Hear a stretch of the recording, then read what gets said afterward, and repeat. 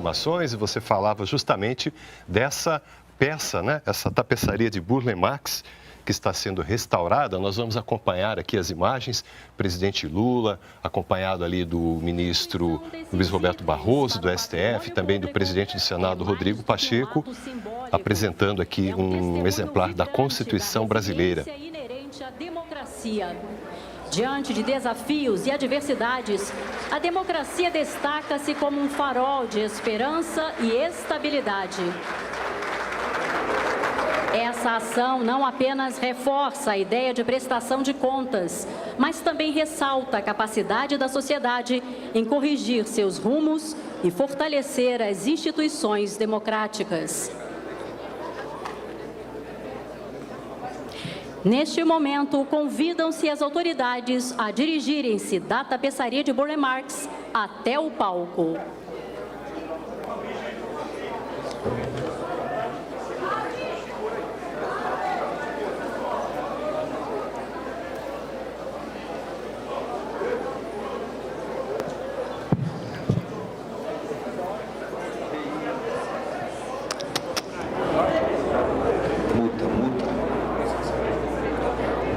O dispositivo de honra é composto pelas seguintes autoridades: o presidente da República, excelentíssimo senhor Luiz Inácio Lula da Silva,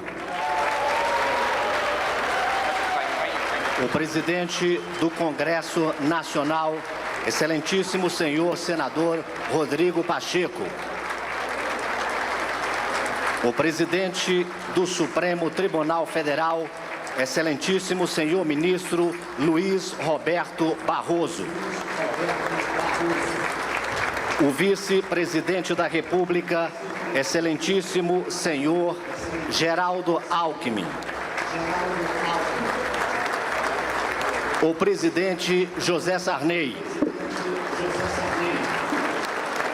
o presidente do Tribunal Superior Eleitoral, excelentíssimo senhor ministro Alexandre de Moraes, a ex-presidenta do Supremo Tribunal Federal, excelentíssima senhora Rosa Weber,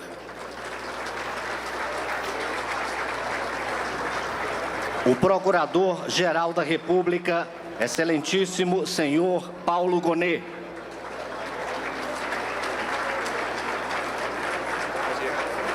a governadora do estado do Rio Grande do Norte, excelentíssima senhora Fátima Bezerra,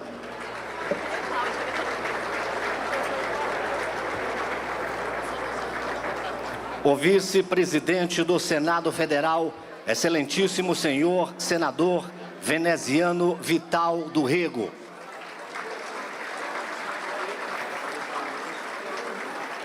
a relatora da Comissão Parlamentar Mista de Inquérito do 8 de janeiro, excelentíssima senadora Elisiane Gama, e a representante das organizações da sociedade civil brasileira, senhora Aline Souza.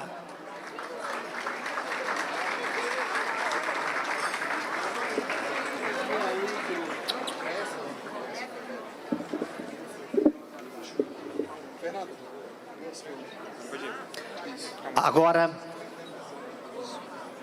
convida-se para interpretar o hino nacional a ministra de Estado da Cultura, senhora Margarete Menezes, acompanhada pelos instrumentistas do grupo Choro Livre.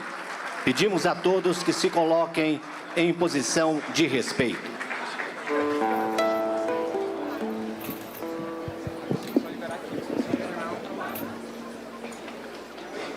Só vamos liberar aqui, se você não trabalha, por favor.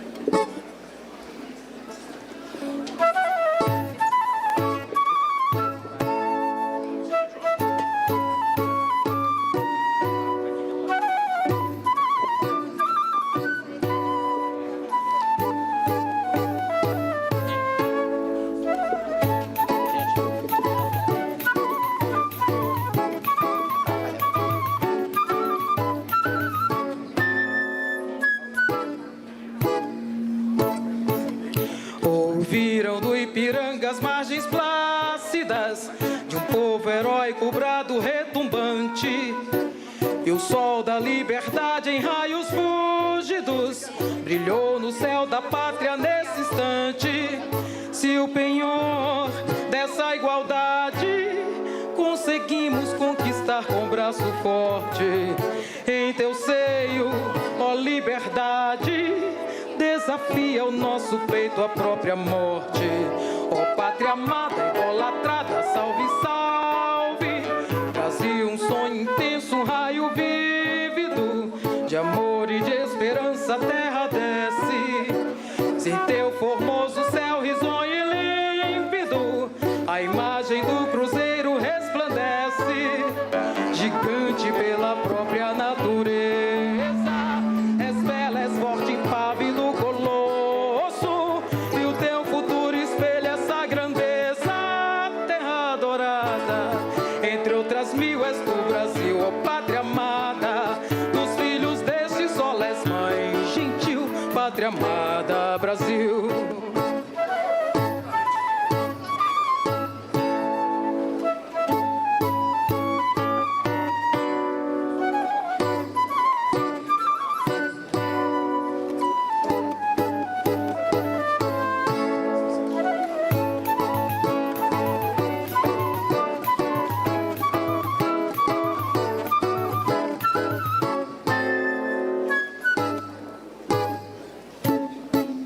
Deitada eternamente em berço esplêndido, ao som do mar e à luz do céu profundo, fulguras, ó Brasil, florão da América, iluminada ao sol do novo mundo, do que a terra mais garrida, teus risonhos, lindos campos têm mais flores, nossos bosques têm mais vida.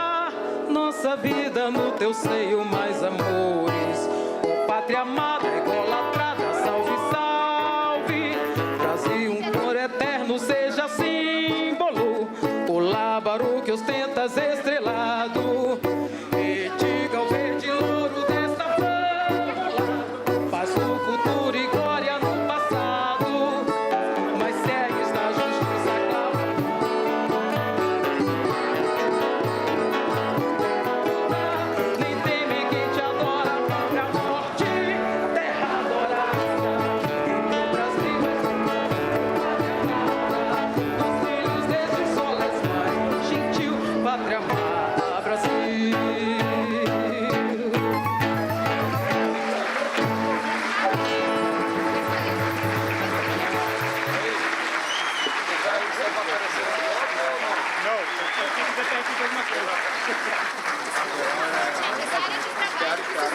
Trabalhando aqui, mas eu sou um não da parte dele, se ele pedir coisa, né? Às vezes ele pede coisa. Tem que ficar aqui. Gente, mas aí vai estar na fonte. Tá, já faço isso. Não dá pra trabalhar. Eu quero avisar. Neste momento será transmitido um vídeo institucional.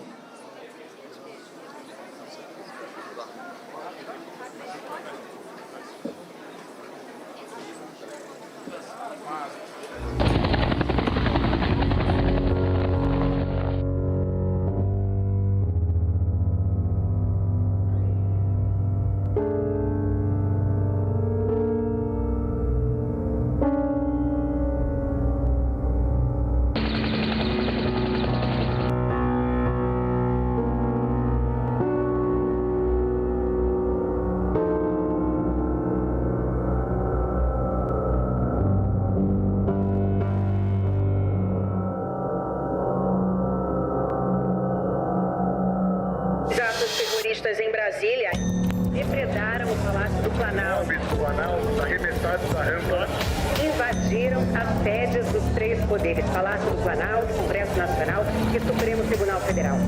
Funcionários de guerra. Some protesters ransacking offices.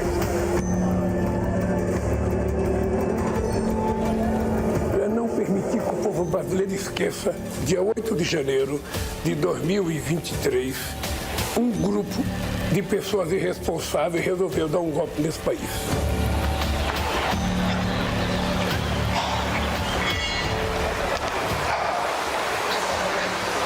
dia 8 de janeiro de 2023 foi um dia triste para a história nacional.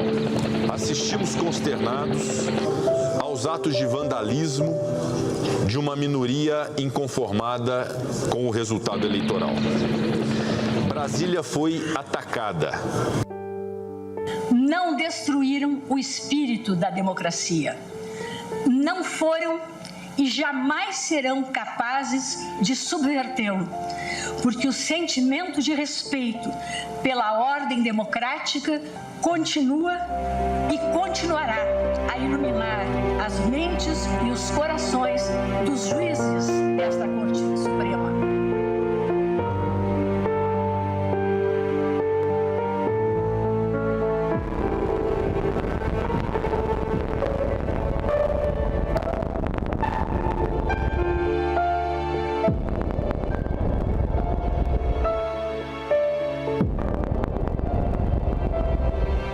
Nesta Praça dos Três Poderes, nestes prédios, nestas cadeiras, é que são decididos os rumos do país. É aqui que os direitos são garantidos. É aqui que a população brasileira alcança suas conquistas.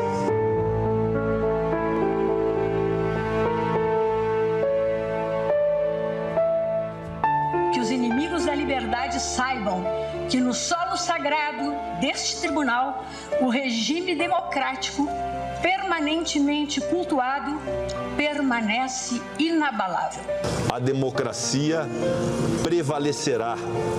E esta data de 8 de janeiro, e esses acontecimentos de 8 de janeiro, embora devam ser superados, eles jamais podem ser esquecidos. Que saibamos todos defender a democracia enquanto valor inegociável e aperfeiçoá-la continuadamente, fortalecendo nossas instituições e o Estado democrático de direito. E que o 8 de janeiro significa a gente daqui para frente não permitir que a sociedade esqueça disso, para ela poder garantir a democracia.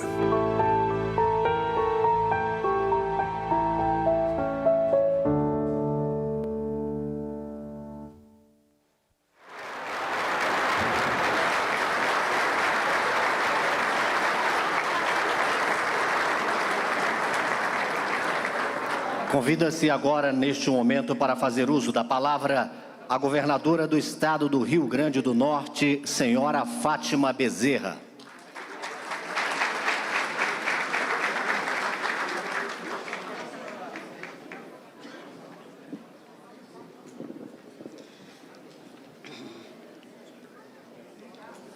Olha lá.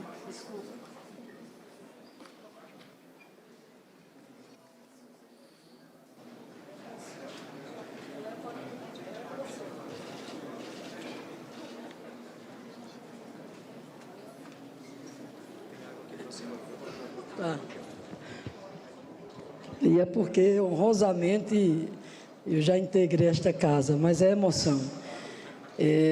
Eu quero aqui, inicialmente, dar meu boa tarde a todos e todas, cumprimentar o presidente da República, Luiz Inácio Lula da Silva, o presidente do Senado, Rodrigo Pacheco, vice-presidente veneziano, os demais senadores e senadoras aqui presentes, presidente do Supremo Tribunal Federal, Luiz Roberto Barroso, presidente do Tribunal Superior Eleitoral, ministro Alexandre de Moraes, a ex-presidente do Supremo Tribunal Federal, ministra Rosa Weber, a senhora Rosângela Janja da Silva, cumprimentar aqui também a Aline, representando aqui a sociedade civil, cumprimentar também o Procurador-Geral da República, Paulo Gonet,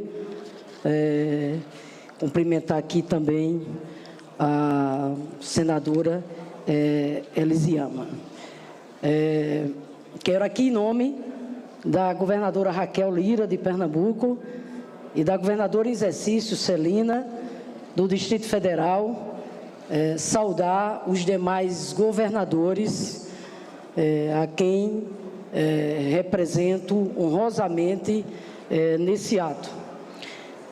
Meus senhores e minhas senhoras, inicio minha mensagem destacando a importância histórica deste ato, que reflete a união em torno do que é inegociável, a democracia. O dia de hoje simboliza a volta da normalidade democrática, o respeito às instituições, a retomada do pacto federativo, a valorização da soberania popular e o repúdio ao autoritarismo, ao fascismo e à barbárie. O 8 de janeiro de 2023 foi uma das páginas mais infelizes da nossa história contemporânea. Não foi apenas um caso de vandalismo, muito menos um episódio isolado. O Brasil e o mundo acompanharam as urnas eletrônicas serem questionadas, o sistema eleitoral brasileiro ser atacado e uma verdadeira incitação contra o Supremo Tribunal Federal ser promovida. Houve grande preocupação com o dia da eleição, depois com a posse, até chegarmos o trágico e o fatídico dia 8 de janeiro de 2023.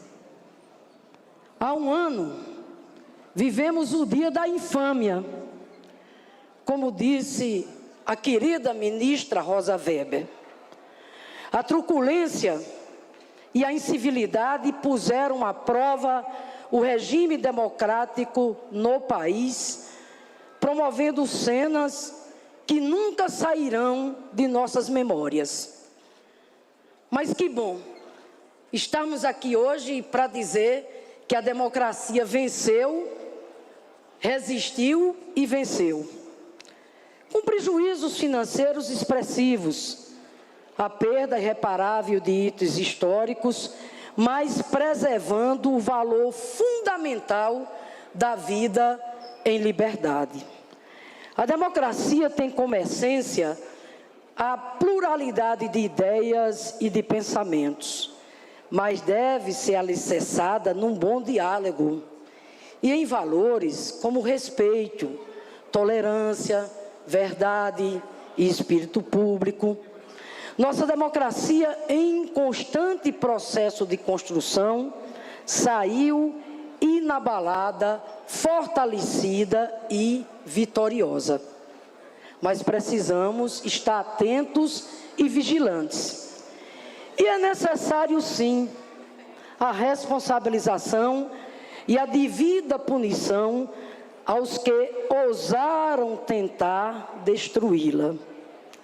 Não apenas os que invadiram e vandalizaram as sedes dos três poderes, mas os que financiaram, organizaram e incitaram a tentativa de golpe. Por isso que, com coragem e lucidez, é necessário afirmar sim, sem anistia. E não se trata de sentimento de vingança, nem de revanchismo. É, antes de tudo, um ato pedagógico. Os que atentaram contra a nossa democracia cometeram um crime e precisam responder pelos seus atos, respeitando, claro, o devido processo legal. A impunidade concretiza o esquecimento e é uma afronta ao direito, à memória, à verdade e à justiça. E nossa luta e nosso dever é contribuir para que esse passado sombrio não seja esquecido e para que nunca mais aconteça. Quero mais uma vez aqui louvar a pronta resposta dos poderes instituídos, que juntamente com a sociedade civil não permitiram prosperar as tentativas de golpe, nem deram margem aos que queriam flertar com o abismo. O ataque às sedes dos três poderes não se deu à toa. Ele aconteceu porque foi exatamente essas instituições que foram firmes e fizeram prevalecer o Estado democrático de direito e a vontade popular. O momento agora, presidente, é de união, de cooperação e de solidariedade federativa. Nós, governadoras e governadores do Brasil, estamos aqui, presidente Lula, para reafirmar que, para além das nossas diferenças políticas ou ideológicas, o que nos une é o amor ao nosso país, o respeito à Constituição e o compromisso inarredável com a defesa da democracia. A independência entre os poderes é um princípio constitucional que consagra também a harmonia. Aí está o equilíbrio da federação. No lugar de poderes rivais e vivendo em conflito, a Constituição os determina harmônicos. E é isso que o povo brasileiro espera de nós. União, solidariedade e responsabilidade nos destinos do nosso país. Por um Brasil justo, inclusivo, sustentável, democrático e próspero para todos e todas. Viva a democracia, viva o povo brasileiro. Muito obrigada.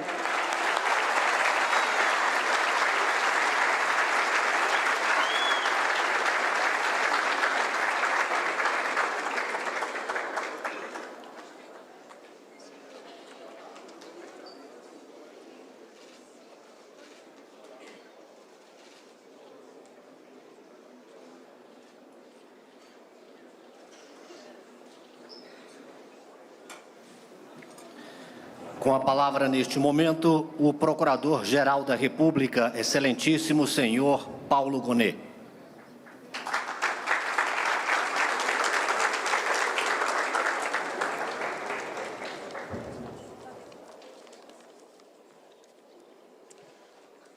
Gostaria de cumprimentar as dignas autoridades que compõem este dispositivo e já foram devidamente nominadas. Demais autoridades aqui presentes, senhoras e senhores.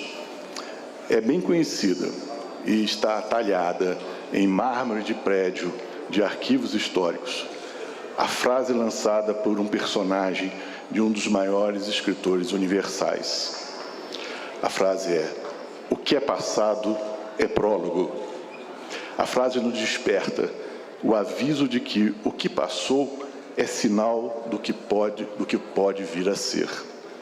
A solenidade deste 8 de janeiro toma a sério a advertência e nos faz recolher aos acontecimentos que abismaram a cidadania, mas também mobilizaram as forças democráticas há um ano, precisamente. Os estilhaços das vidraças das sedes dos poderes, os destroços a que foram reduzidos, em poucos instantes, obras de artes, ambientes e instrumentos de trabalho, além das imundícies esparramadas nos centros simbólicos da vida institucional, não podem ser esquecidos. Permanecem como admoestação de que a solidez da democracia, que afinal triunfou, não é fato que não mereça permanente cuidado e que não exija constante zelo e reafirmação. Mesmo a mais célebre das democracias contemporâneas não se viu livre dos cruentos ataques, em tempos próximos, de índole assemelhada à que sofremos. Daí a sobressaída atualidade de outra máxima do bom senso, bastante difundida, e que também nos vem da inteligência política do mundo setentrional.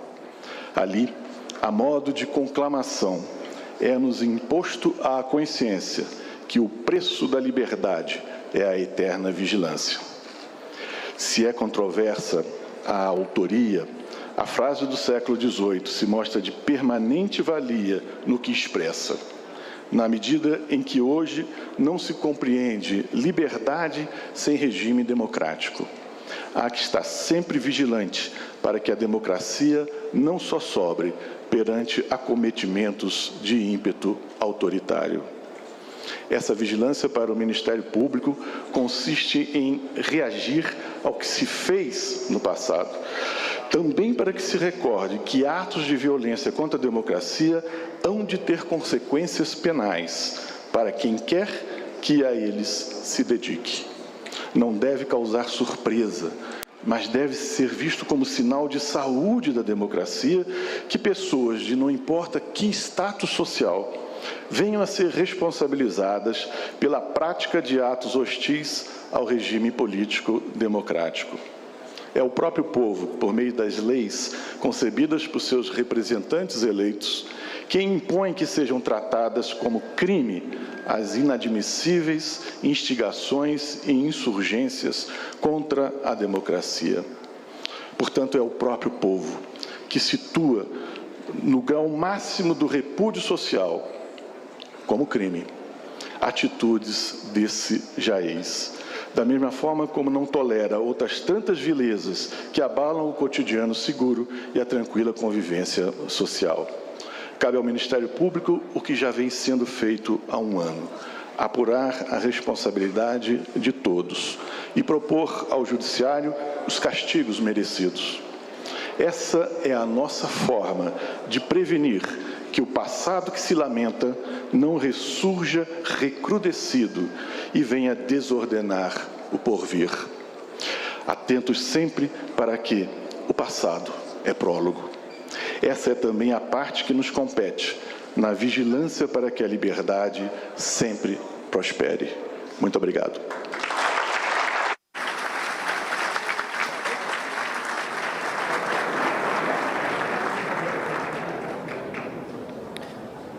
Ouve-se agora o presidente do Tribunal Superior Eleitoral, excelentíssimo senhor ministro Alexandre de Moraes.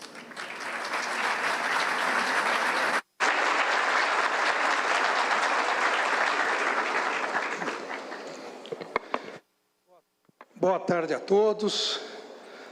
Eu cumprimento inicialmente o excelentíssimo presidente da República, Luiz Inácio Lula da Silva, o vice-presidente Geraldo Alckmin, e em nome deles cumprimento todas as autoridades do Poder Executivo.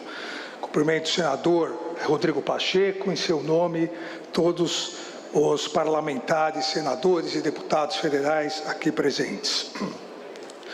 Cumprimento o meu presidente, ministro Luiz Roberto Barroso, cumprimentando aqui também os colegas que estão presentes, o nosso decano, o ministro Gilmar Mendes, ministra Carmen Lúcia, ministro Edson Fachin, ministro Cristiano Zanin, o futuro ministro Flávio Dino. Cumprimento também os sempre ministros Aires Brito e Ricardo Lewandowski. Cumprimento especial a minha também sempre presidente, ministra Rosa Weber, aqui presente. Cumprimento todos os membros do Ministério Público, em nome do Procurador-Geral da República, professor Paulo Gonet, todos os governadores e governadoras de Estado, em nome da governadora Fátima Bezerra, senhores e senhoras. A democracia venceu. O Estado constitucional prevaleceu.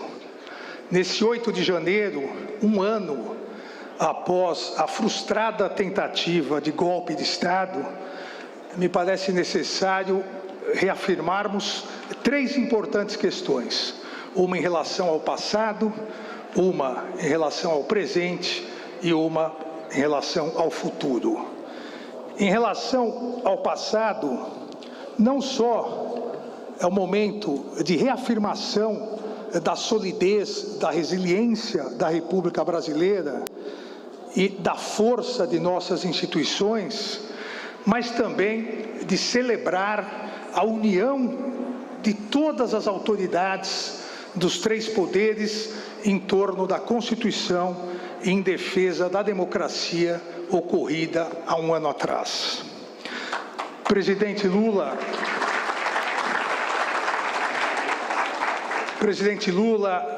presidente Pacheco, meu presidente Luiz Roberto Barroso, eu peço licença para celebrar essa união, fazendo um agradecimento em nome de todos os democratas do país, a nossa sempre presidente do Supremo Tribunal Federal, a ministra Rosa Weber.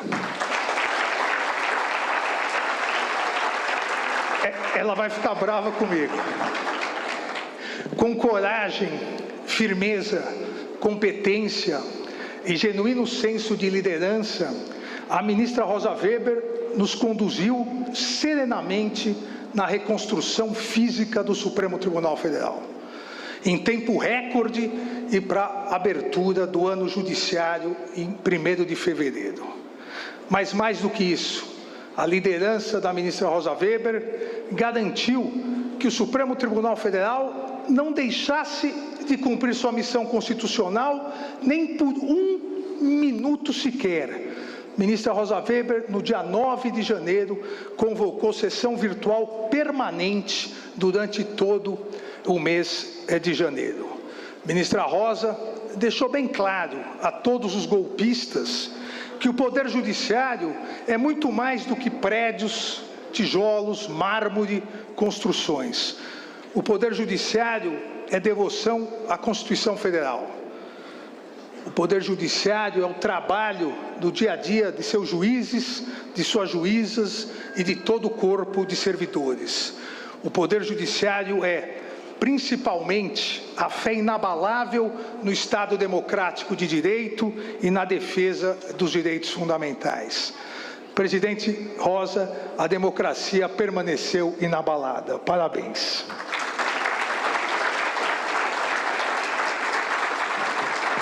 Hoje também é o momento de reafirmar para o presente.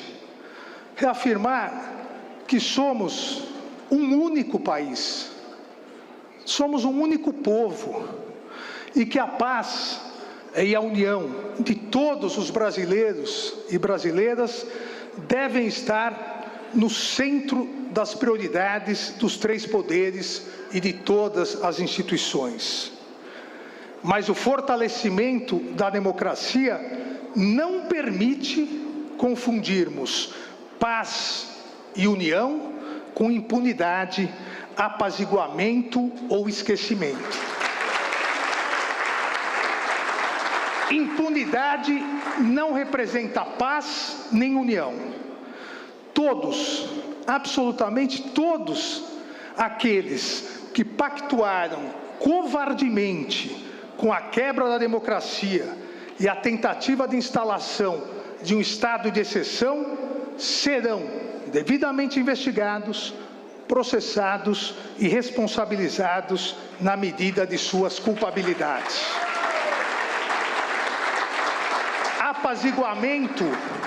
Apaziguamento também não representa paz nem união. Um apaziguador, como lembrado pelo grande primeiro-ministro inglês Winston Churchill, é alguém que alimenta um crocodilo esperando ser o último a ser devorado. A democracia brasileira não admitirá a ignóbil política do apaziguamento, cujo fracasso histórico já foi amplamente demonstrado na tentativa de acordo do então primeiro-ministro Chamberlain com Adolf Hitler.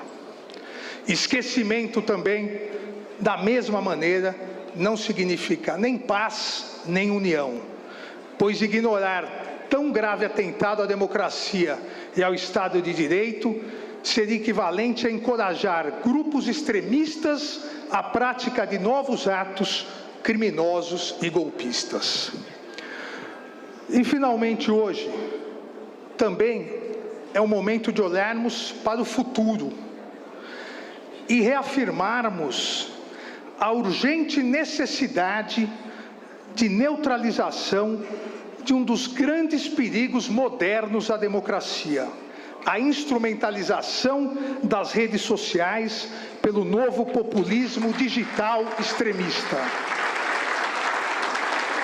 Há necessidade da edição de uma moderna regulamentação, como vem sendo discutido no mundo todo democrático, e como recentemente aprovado na União Europeia, no Canadá, na Austrália. As recentes inovações em tecnologia de informação, o acesso universal às redes sociais, com o agigantamento das plataformas, as Big Techs, amplificado em especial com o uso da inteligência artificial, essas recentes inovações potencializaram a desinformação premeditada e fraudulenta, amplificaram os discursos de ódio e antidemocráticos. A ausência de regulamentação e a inexistente responsabilização das plataformas, somadas à falta de transparência na utilização da inteligência artificial e dos algoritmos, tornaram os usuários suscetíveis à demagogia e à manipulação política, possibilitando a livre atuação desse novo populismo digital extremista e de seus aspirantes a ditadores. A preocupação com a captura furtiva da vontade do eleitorado é um problema atual discutido não só no Brasil, discutido em todas as democracias. É necessário maior transparência dos critérios utilizados nesse direcionamento de mensagens, para evitar manipulações e para a redução dos riscos para a democracia. Esse maléfico e novo populismo digital extremista evoluiu na utilização dos mesmos métodos utilizados pelos regimes nazista e fascista no início do século XX. Com o aprimoramento da divulgação de notícias fraudulentas, com patente corrosão da linguagem, na substituição da razão pela emoção, no uso de massiva desinformação, no ataque e tentativa de destruição da imprensa livre, da mídia séria e da justiça, como ocorreu exatamente no Brasil. Por mais de uma década, essa instrumentalização foi realizada por esses extremistas digitais ligados a agentes políticos, sem que os democratas percebessem o potencial destrutivo existente nessas práticas e, consequentemente, sem que houvesse a necessária regulamentação de conteúdo nas redes sociais, que já existe para todos os demais meios de comunicação. Não há razoabilidade em se manter, o que eu sempre repito, as redes sociais, as Big Techs, a internet como terra de ninguém. O que vale para o mundo real deve valer para o mundo virtual.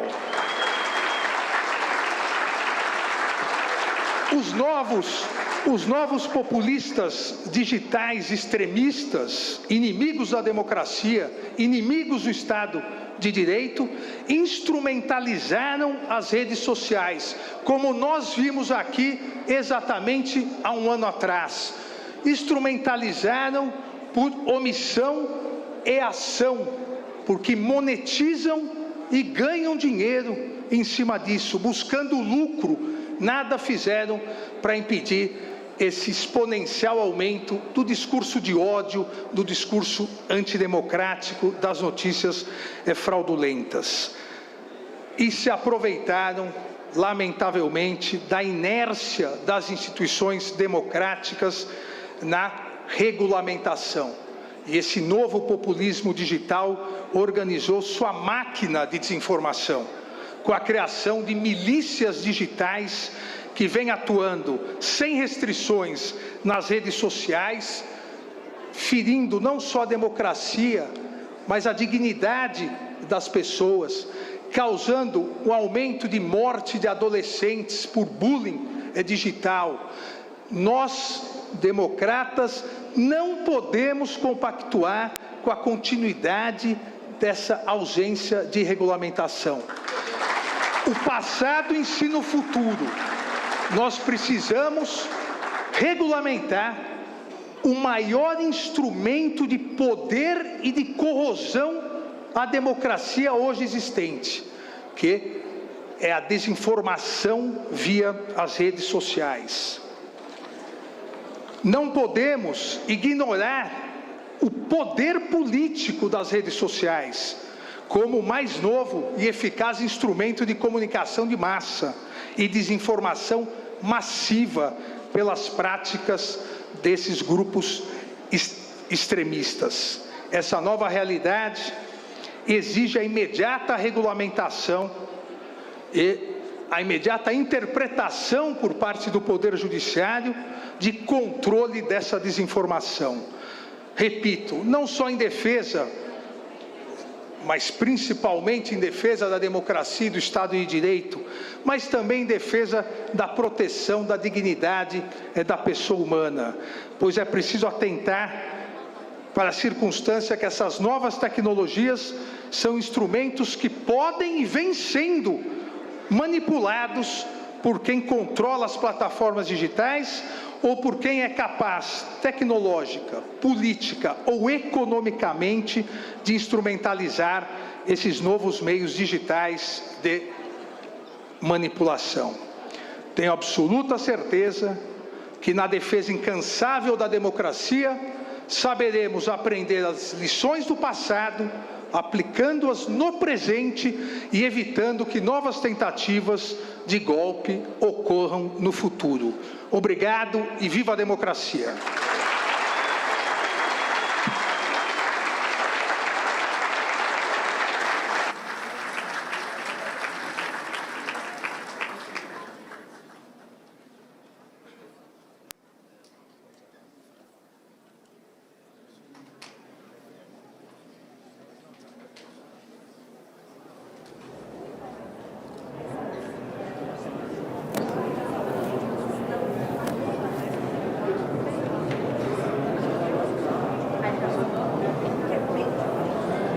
Com a palavra, o presidente do Supremo Tribunal Federal, excelentíssimo senhor ministro Luiz Roberto Barroso.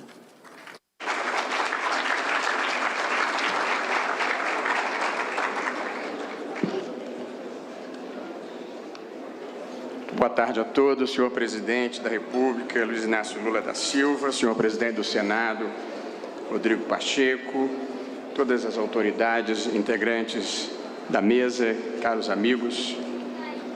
Eu não vou reler a nominata, mas homenageio todos os que estão presentes na pessoa da minha querida ex-presidente, ministra Rosa Weber, e cumprimento todos os meus colegas do Supremo Tribunal Federal também aqui presentes.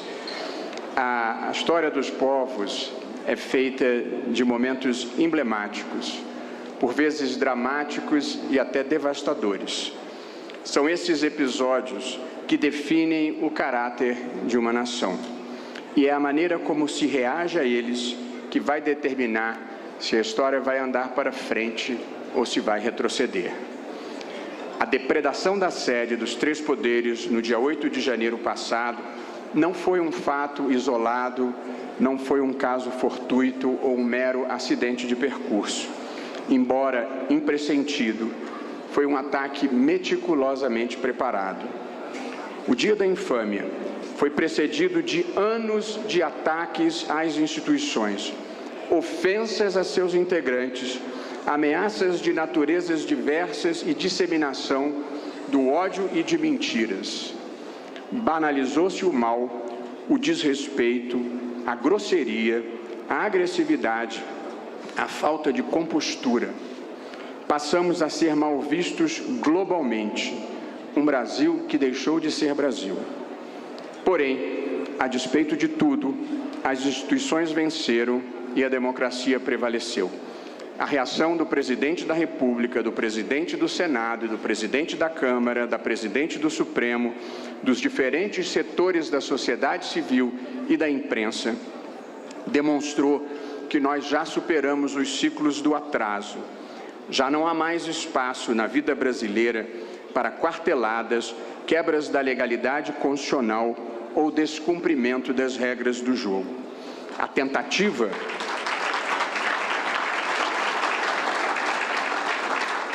tentativa de golpe de Estado, de abolição violenta, do Estado Democrático de Direito e a depredação do patrimônio público, entre outros delitos, estão sendo punidos na forma da lei. Milhares de pessoas, aparentemente comuns, insufladas por falsidades, teorias conspiratórias, sentimentos antidemocráticos e rancor, foram transformadas em criminosos, aprendizes de terroristas. Uma triste derrota do espírito.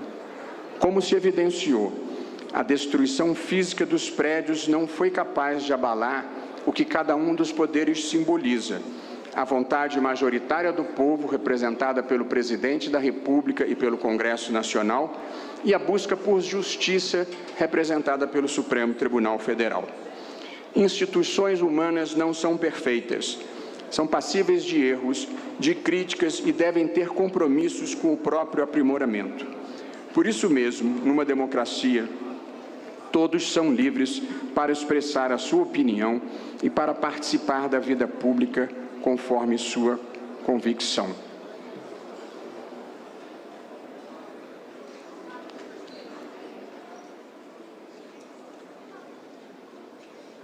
De tudo o que vi e ouvi, no entanto, o que me causou especial abalo foi o seguinte: um policial judicial do Supremo me descreveu que, após marretadas na parede e arremessos de móveis e de objetos, muitos dos invasores se ajoelhavam no chão e rezavam fervorosamente. De onde, Deus do céu, poderá ter saído essa combinação implausível de religiosidade com ódio, violência e desrespeito ao próximo?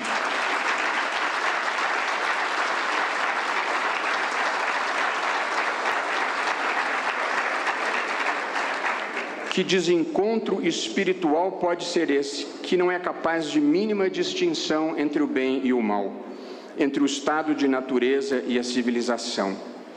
Que tipo de inspiração terá empurrado essas pessoas numa ribanceira moral? Mas os comportamentos destrutivos das instituições e da democracia não contribuem para o avanço do processo civilizatório, nem para a causa da humanidade. A violência, a intolerância e o extremismo só levam à decadência e à infelicidade. Estamos todos reunidos aqui hoje para renovar a nossa crença na democracia, na harmonia entre os poderes e na vida vivida com boa fé e boa vontade, componentes indispensáveis para um país melhor e maior. Não passaram e não passarão.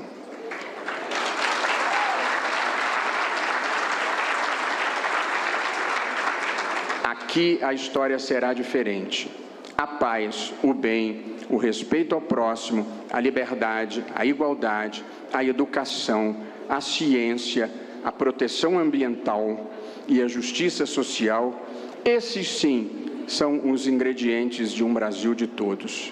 Que venha um tempo de pacificação no qual as pessoas que pensem de maneira diferente possam se sentar na mesma mesa e expor os seus argumentos em busca da melhor solução, sem se ofenderem ou se desqualificarem. Nós precisamos de um choque de civilidade no país. Ódio, mentiras e golpismo nunca mais. Que todos os brasileiros, liberais, progressistas e conservadores, possam se unir em torno dos denominadores comuns que estão na Constituição. Ninguém tem o monopólio do patriotismo, ninguém tem o monopólio do amor ao Brasil. É inegável que todos nós vivemos a aflição de um país que ainda está aquém do seu destino, com muita pobreza e desigualdade, em que a prosperidade não é para todos. Mas a história, como gosto de dizer, é um caminho que se escolhe e não um destino que se cumpre. O futuro por aqui se atrasou, mas ainda está no horizonte. Que o momento de tristeza, de desalento e de destruição do dia 8 de janeiro marque também o início de uma nova era, presidente Lula, um recomeço, um tempo de desenvolvimento sustentável, paz, oportunidade e justiça para todos. Muito obrigado.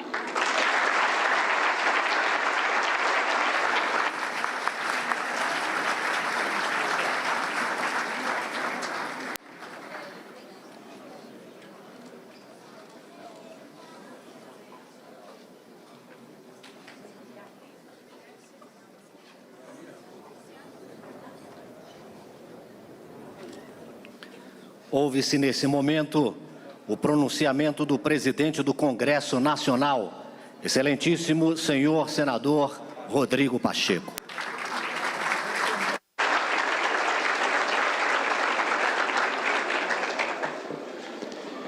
Muito boa tarde a todas as senhoras, todos os senhores.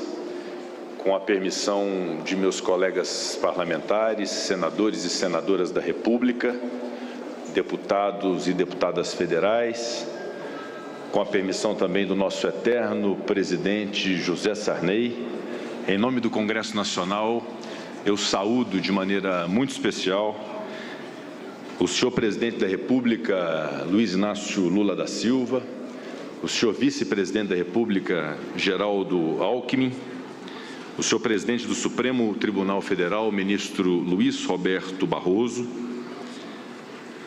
o senhor presidente do Tribunal Superior Eleitoral, ministro Alexandre de Moraes, a ex-presidente do Supremo Tribunal Federal, ministra Rosa Weber, em nome de quem cumprimento todos os magistrados, o senhor Procurador-Geral da República, Paulo Gonet, a governadora do Estado do Rio Grande do Norte, ex-senadora desta casa, Fátima Bezerra, em nome de quem saúdo todos os governadores e governadoras de Estado, meu estimado vice-presidente do Senado Federal, senador veneziano Vital do Rego, a relatora da Comissão Parlamentar de Inquérito e presidente da Comissão Permanente de Defesa da Democracia do Senado Federal, minha estimada senadora Elisiane Gama.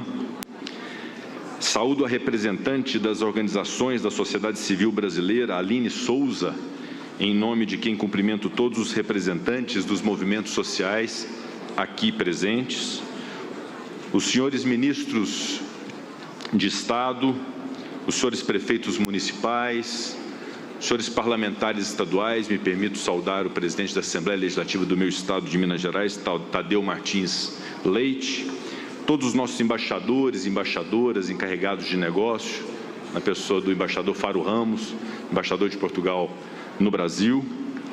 É uma alegria neste recinto que constitui a expressão mais pura da democracia, o Congresso Nacional, recebê-los. Este ato de hoje não é um ato político comezinho, tampouco um ato de força. Este não é um ato meramente simbólico também. Esse momento é um momento de reafirmação da força da democracia brasileira e o nosso compromisso com os valores democráticos. Os inimigos da democracia, que não representam a vontade popular, recorrem à desinformação, à desordem, ao vandalismo, para simular uma força que não possuem. Os inimigos da democracia disseminam ódio para enganar e recrutar uma parcela da sociedade.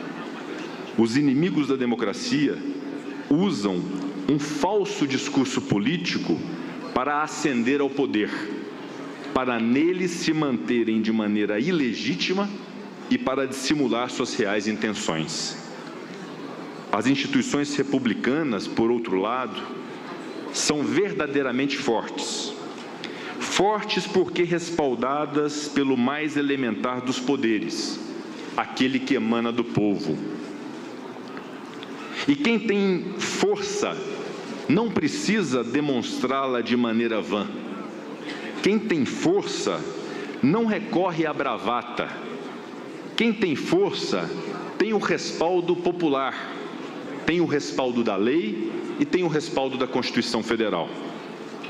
Esclareço que esse ato é um ato de reafirmação, reafirmação da opção democrática feita pelo povo brasileiro, reafirmação de que a defesa da democracia é uma ação permanente e constante, reafirmação da maturidade e da solidez de nossas instituições.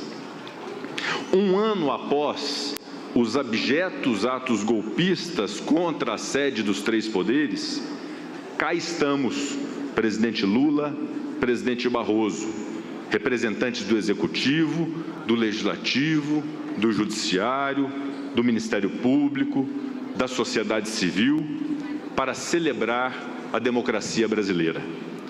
Também estamos aqui para assegurar ao povo que a Constituição foi e continuará sendo cumprida. Ela não é letra morta, ao contrário, é um texto vivo, um sistema aberto de regras e princípios, cujas principais funções são combater o arbítrio político e resguardar direitos fundamentais do cidadão e da cidadã brasileira. A atual geração talvez não se lembre do contexto histórico que ensejou a promulgação da Constituição Cidadã de 1988. Vivíamos tempos sombrios, tempos de cidadania reprimida e de liberdade cerceada. Os primeiros exemplares da Constituição Federal de 1988 continham um prefácio de Ulisses Guimarães, presidente da Assembleia Nacional Constituinte, que descrevia por qual razão surgiu a nova Carta Magna e como ela protegeria a democracia brasileira de uma nova ruptura. Nas palavras de Ulisses, a Constituição, que ele chamou naquele primeiro momento de Constituição Coragem, aspas, nasceu do parto de profunda crise que abalava as instituições e convulsionava a sociedade. Na visão do Constituinte, a Constituição de 88 inovou ao dividir competências para vencer dificuldades, contra a ingovernabilidade concentrada em um, possibilitando a governabilidade de muitos.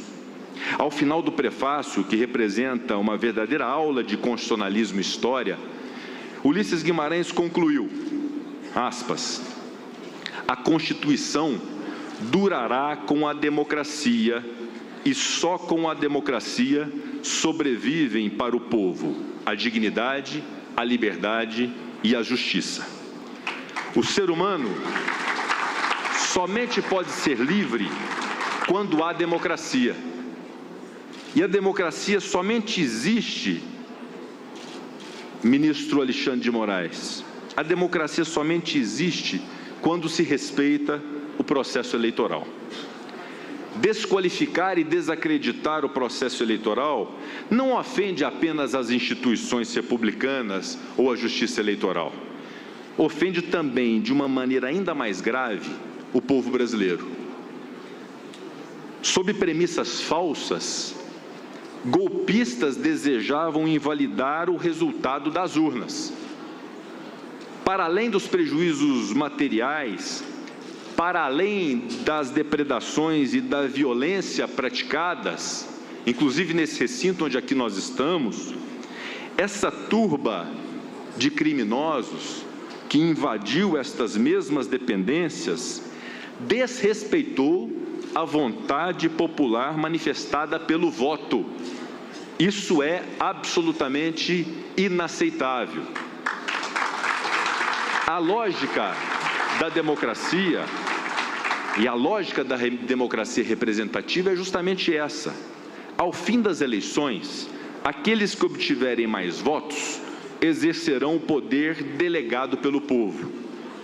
Exercerão, presidente Lula, temporariamente o poder, e falávamos sobre isso agora no início da solenidade, temporariamente o poder. Nas eleições seguintes, o resultado pode ser diferente, ou pode ser igual, pode haver reeleição ou não. Eis um outro conceito muito caro à democracia e que demonstra a sua vitalidade: a real possibilidade de alternância de poder. Aceitar com naturalidade e grandeza de espírito a vitória de um candidato com o qual não simpatizamos é dever cívico de todos nós.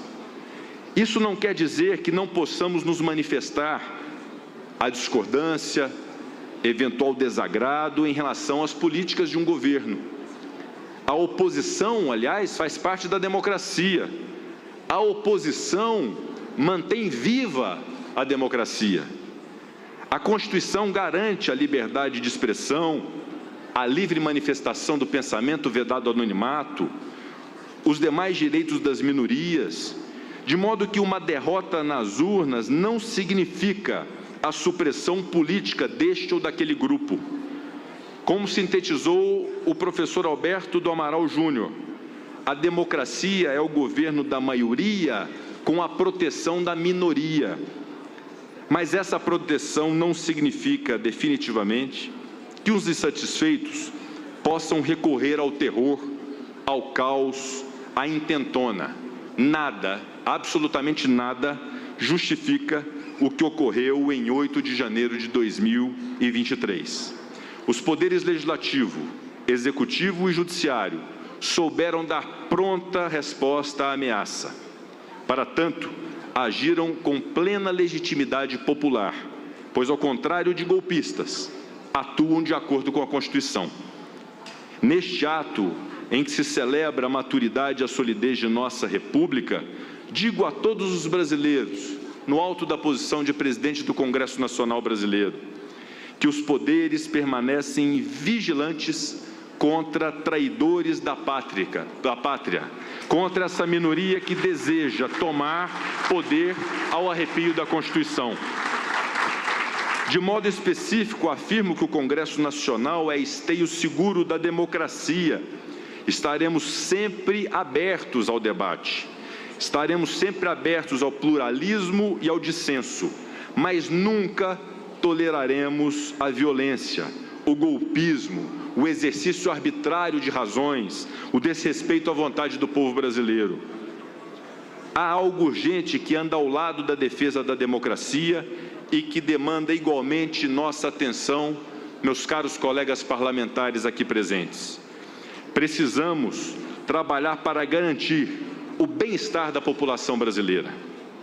É difícil assimilar na plenitude os valores democráticos quando se convive com violência, com fome, com desigualdade, com desemprego, com radicalismo político e ideológico. O resultado que se tem dos atos antidemocráticos e dos crimes que aqui ocorreram em 8 de janeiro de 2023 é o surgimento de uma responsabilidade que se impõe a cada representante dos poderes da República, a cada representante dos entes federados, a cada agente público e a cada cidadão e cidadã. Precisamos trabalhar em harmonia, buscando o consenso pelo diálogo. Os entes federados devem atuar para que as políticas públicas possam efetivamente chegar à população. Para tanto, o Brasil precisa de algo muito importante, de união, presidente Lula, de manifestações de união, de manifestações de pacificação. Só assim nós vamos vencer a polarização que nos divide, que nos enfraquece enquanto nação. Invocamos nesse sentido, portanto, um compromisso geral e mútuo de superação dessa fase de divisão que atormenta o Brasil. Invoquemos um compromisso geral para que trabalhemos lado a lado para garantir algo que é básico, mas é tão caro a todo o brasileiro, a sua própria dignidade. Ao se ter dignidade, nós estaremos consolidando de uma vez por todas a democracia brasileira. Se pudermos garantir essa dignidade, a democracia em nosso país, tenho certeza, seguirá inabalada. E por fim, como presidente do Congresso e comungando também do entendimento do presidente da Câmara dos Deputados, Arthur Lira, há um ano nós temos essas grades que cercam o Congresso Nacional, impostas pelas circunstâncias do desagravo e do que nós vivemos no triste 8 de janeiro de 2023. É chegada a hora, em 8 de janeiro de 2024, um ano após esta tragédia democrática do Brasil, abrir o Congresso Nacional para o povo brasileiro.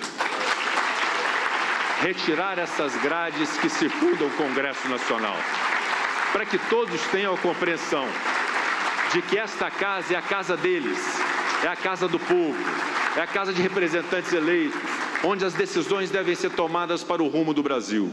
Portanto, o sentimento para todos os brasileiros e brasileiras, independente da linha ideológica, independente da linha política, independente do partido político, tenham a compreensão de que esta casa é aberta a todos os mais de 200 milhões de brasileiros igualmente, pois esta é a casa do povo, esta é a casa dos estados, por isso a decisão de suprimirmos essas grades, quero acreditar, de uma maneira definitiva, como símbolo dessa democracia viva que nós buscamos ter. Muito obrigado.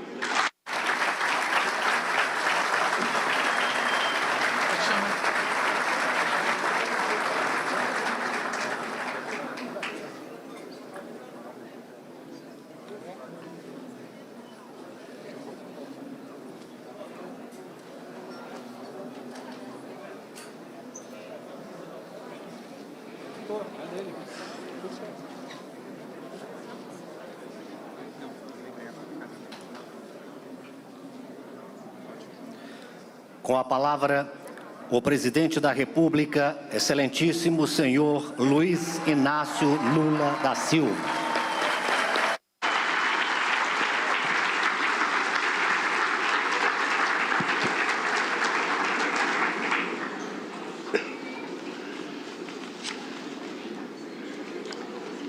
Eu quero,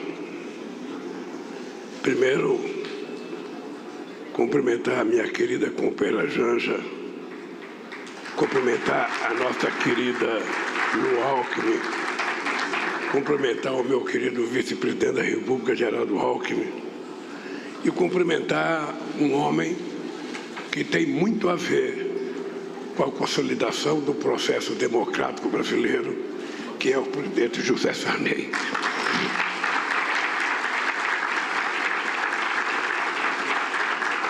Quero cumprimentar os ministros e as ministras da Suprema Corte. Quero cumprimentar os senadores e as senadoras aqui presentes, os deputados e as deputadas. Quero cumprimentar os ministros de Estado do Brasil e as ministras que estão aqui. Quero cumprimentar especialmente o nosso querido mais novo ministro da Suprema Corte, o Flávio Dino, que já está com cara de ministro da Suprema Corte aqui na minha frente. É um dia muito especial para quem gosta, para quem ama e para quem pratica a democracia. Eu digo sempre que a democracia é um exercício que cada um de nós tem que fazer todo santo dia, a partir do nosso convívio familiar, para a gente poder viver em paz e ter uma vida tranquila. Eu quero saudar todos os brasileiros e as brasileiras que se colocaram acima das divergências para dizer um eloquente não ao fascismo.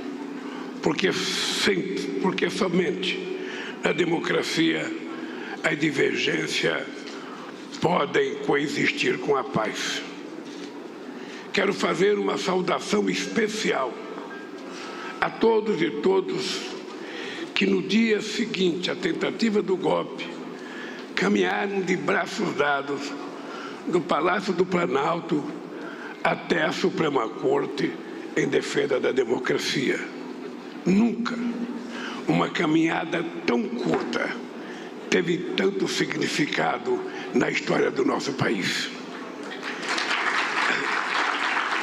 A coragem de parlamentares, governadores e governadoras, ministros e ministras da Suprema Corte, ministros e ministras de Estado, militares legalistas e, sobretudo, da maioria do povo brasileiro, garantiu que nós estivéssemos aqui hoje celebrando a vitória da democracia sobre o autoritarismo. Aproveito para saudar os trabalhadores e as trabalhadoras das forças de segurança, em especial as polícias legislativas da Câmara e do Senado, que mesmo em minoria se recusaram a admitir ao golpe e arriscaram suas vidas no cumprimento do seu dever.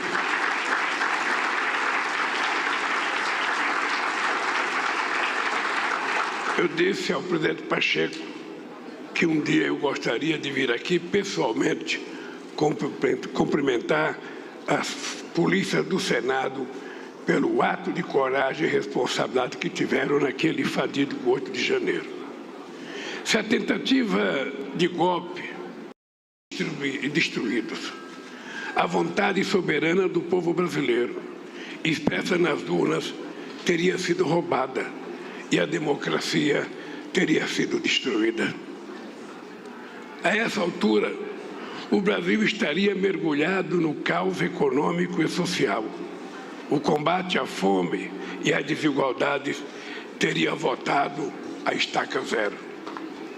Nosso país estaria novamente isolado do mundo e a Amazônia em pouco tempo reduzida a cinzas para a boiada e o garimpo ilegal passarem. Adversários políticos e autoridades constituídas poderiam ser fuzilados ou enforcados em praça pública, a julgar por aquilo que o ex-presidente golpista pregou em campanha e seus seguidores tramam nas redes sociais. Todos aqueles que financiaram, planejaram e executaram a tentativa de golpe devem ser exemplarmente punidos. Não há perdão para quem atenta contra a democracia, contra seu país e contra seu próprio povo. O perdão soaria como impunidade, e a impunidade como salvo-conduto para novos atos terroristas no nosso país. Salvamos a democracia, mas a democracia nunca está pronta. Precisa ser construída e cuidada todo santo dia. A democracia é imperfeita porque somos humanos e, portanto, imperfeitos. Mas temos, todos e todas, o dever de unir esforços para aperfeiçoá-la todo santo dia. Minhas amigas e meus amigos, a fome é inimiga da democracia. Não haverá democracia plena enquanto persistir as desigualdades, seja de renda, raça, gênero, orientação sexual, acesso à saúde, educação e demais serviços públicos. Uma criança sem acesso à educação não aprenderá jamais o significado da palavra democracia. Um pai ou uma mãe de família no semáforo empunhando um cartaz escrito "Me ajudem, pelo amor de Deus", tampouco saberá o que é democracia. Aperfeiçoar a democracia é reconhecer que democracia para poucos não é bem uma democracia. Se formos capazes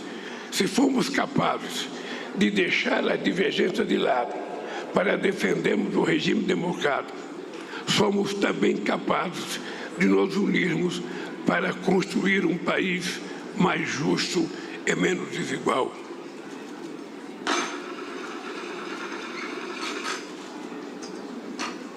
Minhas amigas e meus amigos, não há democracia sem liberdade, mas que ninguém confunda liberdade com permissão para atentar contra a democracia. Liberdade não é uma autorização para espalhar mentiras sobre as vacinas nas redes sociais, o que pode ter levado centenas de milhares de brasileiros e brasileiras à morte por conta do Covid. Liberdade não é o direito de pregar a instalação de um regime autoritário e o assassinato de adversários. As mentiras, a desinformação e os discursos de ódio foram o combustível para o 8 de janeiro. Nossa democracia estará sob constante ameaça enquanto não formos firmes na regulação das redes sociais. Nos dias, semanas e meses que se seguiram à tentativa de golpe, reformamos as sedes dos 3 poderes. Trocamos vidraças, removemos sujeira, restauramos obras de arte, recuperamos objetos históricos. E, acima de tudo, reafirmamos o valor da democracia para o Brasil e para o mundo. Agora, é preciso avançar cada vez mais na construção de uma democracia plena. Uma democracia que se traduza em igualdade de direitos e oportunidades, que promova a melhoria da qualidade de vida, sobretudo para quem mais precisa. Estamos nessa caminhada e chegaremos mais longe se caminharmos de braços dados. Eu queria dizer para vocês, e sobretudo aos companheiros da Suprema Corte e ao presidente do Supremo Tribunal Eleitoral, quando alguém colocar dúvidas sobre a democracia no Brasil, seria importante que vocês não tivessem receio de utilizar a minha história e a história do meu partido como garante da existência inabalável da democracia nesse país.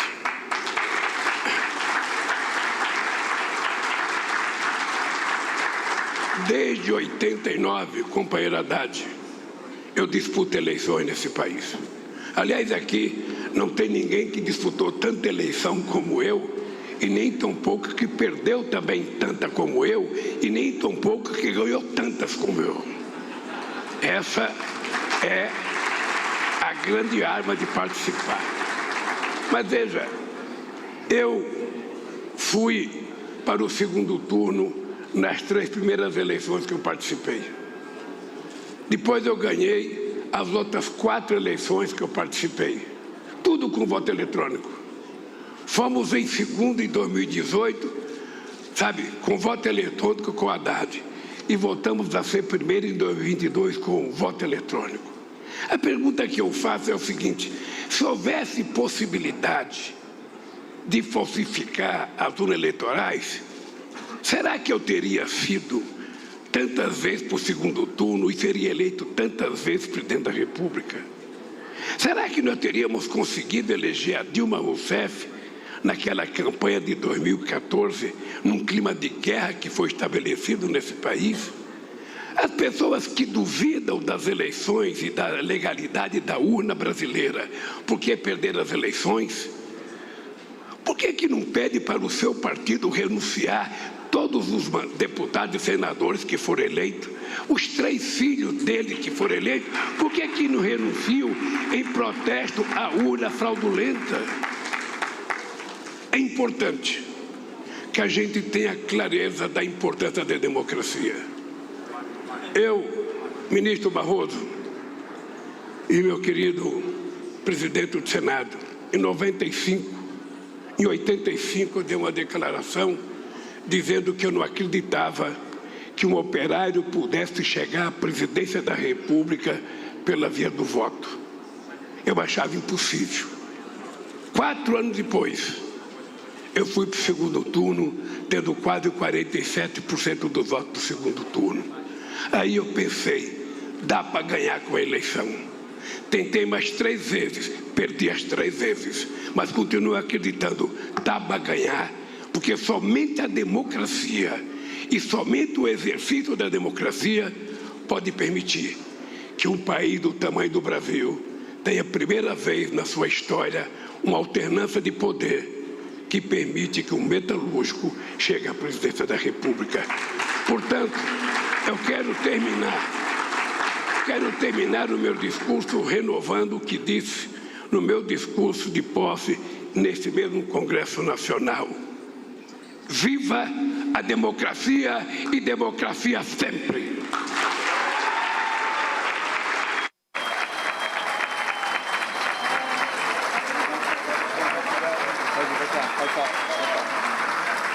Está encerrada essa cerimônia. Pede-se a todos que permaneçam em seus lugares e aguardem a saída das autoridades do dispositivo de honra. Aproveita-se para agradecer a presença de todos. Tenham todos uma boa tarde.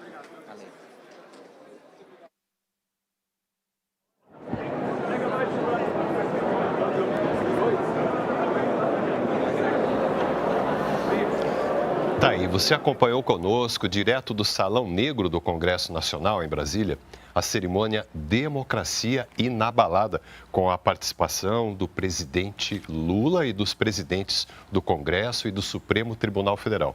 O evento celebrou a importância e a força da democracia brasileira um ano após os ataques às sedes dos poderes da República. Durante a cerimônia, também foram entregues peças importantes que foram restauradas, como uma tapeçaria de Burle Marx danificada nos ataques e também uma réplica da Constituição Federal de 1988. Continue ligado no canal Gov e siga também as nossas redes sociais. Podemos voltar a qualquer